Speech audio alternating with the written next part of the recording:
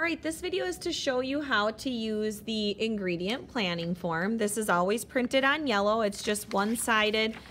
Basically, this is kind of the fancy grocery list for the helper one who has to go and get the ingredients. So this is kind of what they use to know how to get all of the ingredients for the lab. To start to fill this out, you would put your first name at the top. So first name, the recipe name. So you'd have to know what the recipe is. So for ours today, it's just called cheesy biscuits. Your hour number and your kitchen number. Okay, so you'd fill out the top. That's pretty easy. It's all based on your information and the lab information.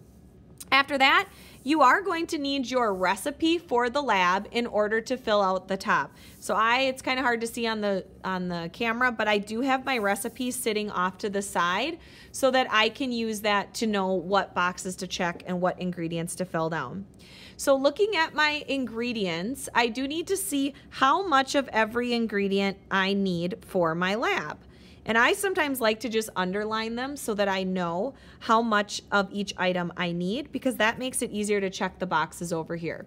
So the first one I checked was a ½ cup of finely shredded cheddar cheese. This is technically a dry item, so I would need a dry ½ cup. So I would check off over here. Remember, dry is anything that's dry, liquid is anything that would be liquid, like milk or water or orange juice or something like that. Dry ingredients are things like flour, sugar, salt, obviously cheddar cheese, chocolate chips would all be dry. After that, 2/3 cup milk. We know that's a liquid ingredient, which means I would need to check my liquid measuring cup. Then it says I need 2 cups of Bisquick. It's a dry ingredient, so I would check the 1 cup, and I sometimes make myself a little note that I'm going to actually measure that 2 times. After that, it says I need 2 tablespoons of margarine. Margarine's kind of a weird thing. Margarine is just like butter, and technically we don't use a tablespoon, but we use a knife because we have to cut the margarine into 2 tablespoons.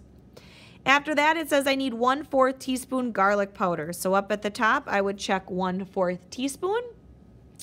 And then one thing you always will need is you will always need a tray, so that you can just always check the box. And then I really think it's a good idea to figure out how many bowls will you need, because if I measure some of this stuff, if I have to measure 2 cups of Bisquick, I need some place for the Bisquick to go after I've measured 1 cup. So I'm going to need some bowls. So I would say I want a bowl for my cheese. My milk will probably be okay since I'm not measuring any other liquids. It can just stay in the measuring cup, so I'm not going to put that in a bowl. But I would put my Bisquick in a bowl. My margarine, since it's just getting cut off of the stick of margarine, I would just leave that on my tray. And then the garlic powder, yeah, I'd probably measure that into a bowl. So that'd be 3 bowls for cereal bowls. Other than that, I can just double check that I don't need anything else, which I don't think I do for this recipe. Technically, I guess for this, I could say 1 custard cup and only 2 cereal bowls, because if it's a 1/3 cup or less, you should be using custard cup, and technically this is a 1/4 cup, so probably should do that. But it really wouldn't matter if you did 3 cereal bowls or whatnot. After that, you're going to make your actual supply list, which is kind of like your grocery list, like you're going grocery shopping. You're going to look at all of the ingredients on your sheet. So sometimes I circle those, or you can underline them. What are all of the ingredients? So I need cheddar cheese. I need milk, Bisquick, margarine, and garlic powder. I would then write down the amounts. So 1/2 cup, 2/3 cup, 2 cups, 2 tablespoons.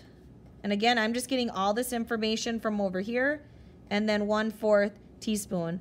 I think it's a really good idea to get into the habit of writing things out. Sometimes people will just write 1C or 1T, and it's like, well, is this tablespoon or teaspoon?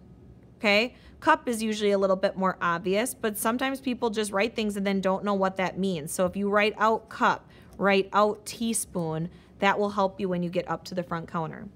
After that, you need to decide what you're going to use to actually measure it. Is it a dry measuring cup, a liquid measuring cup, measuring spoons, or other. Other would be things like knives, your hands. If you were just going to count pepperonis, that would just use your hands. It doesn't need a measuring cup.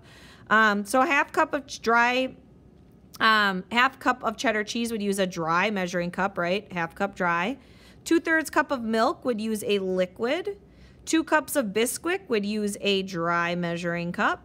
2 tablespoons, technically that's that margarine, so don't let that one fool you. That's an other. That's going to use a knife, remember. And then 1/4 teaspoon would use our spoons. So with that, you have filled out your entire list. This is what you will take up to the ingredient counter with you on the day of a lab. This is how you'll know how to set up your tray. This is how you will know what to measure for your lab. And again, that is the ingredient planning form, and that is the job of helper number 1 in all kitchens.